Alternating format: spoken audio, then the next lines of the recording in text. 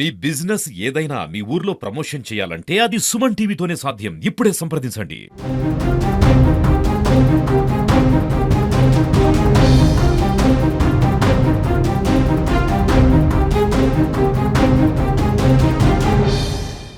Members వరకు అక్కడ గుంపుగూడి tokens కోసం వెయిట్ చేయడంతో అక్కడున్న విజిలెన్స్ అండ్ పోలీస్ విభాగం వారిని గైడ్ చేయడానికి కంట్రోల్ చేయడానికి ప్రయత్నించారు.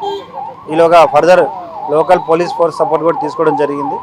ఇందులో భాగంగా కొంత భక్తుల్ని సముదాయించడం పంపడం జరుగుతుంది.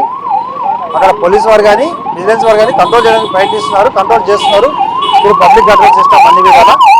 But electronic and media social media వారు అక్కడ తొక్కిసలాట జరిగింది, అక్కడ లాఠీచార్జ్ జరిగింది అని కొన్ని వదంతులు వ్యాపింపజేశారు. అదంతా కూడా అబద్ధం.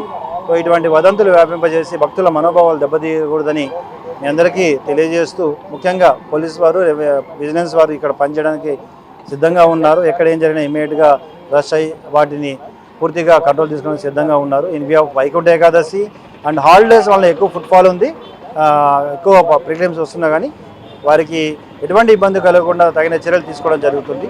మీడియా వారు సోషల్ మీడియా వారు సహకరించాలి.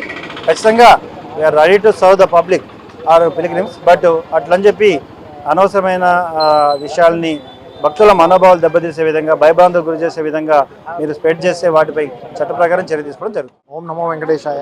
ఈరోజు వారాంతపు సెలవుల్లో భాగంగా అధిక సంఖ్యలో భక్తులు భూదేవి కాంప్లెక్స్లో ఉన్నటువంటి ఎస్ఎస్డి కౌంటర్ దగ్గర రావడం, అక్కడ ఉన్నటువంటి విజిలెన్స్ అండ్ సెక్యూరిటీ సిబ్బంది వాళ్ళందరికీ టికెట్స్, టోకెన్స్ దొరికే విధంగా బందోబస్తులన్నీ ఏర్పాటు చేసుకోవడం జరిగింది. ఈ సందర్భంలో ఎస్ఎస్డి టోకెన్స్ అయిపోయిన సందర్భంలో వాళ్ళకి డీడీ టోకెన్స్ దొరుకుతాయనే తాపత్రయంతో దివ్యదర్శనం సంబంధించినటువంటి కౌంటర్స్ దగ్గర పెద్ద సంఖ్యలో చేరేదానికి ప్రయత్నం చేయడం అనేటువంటి జరిగింది. అక్కడే ఉన్నటువంటి విజిలెన్స్ అండ్ సెక్యూరిటీ సిబ్బంది, పోలీస్ సిబ్బంది కూడా ఇమీడియట్లీ తక్షణమే స్పందించి దానికి సంబంధించినటువంటి ప్రాపర్ బందోబస్తు కానీ చర్యలు కానీ తీసుకోవడం, పబ్లిక్ అందరికీ కూడా పిల్గ్రిమ్స్ ఎవరైతే వచ్చినారో భక్తులందరికీ కూడా టికెట్ల యొక్క టోకెన్స్ యొక్క పరిస్థితిని వివరించి చెప్పడం జరిగింది. దానివలన పరిస్థితి అనేటువంటి దాన్ని నియంత్రించి ఏ రకమైనటువంటి ఇష్యూ లేకుండా చేయడం జరిగింది. దీనికి సంబంధించి కొన్ని మీడియా దీనిలో కానీ ఫోరమ్స్లో కానీ లాఠీ చార్జ్ జరిగినట్లు లేకపోతే తొక్కిసలాట జరిగినట్లు పేర్కొనడం జరిగింది. ఇది వాస్తవం కాదు.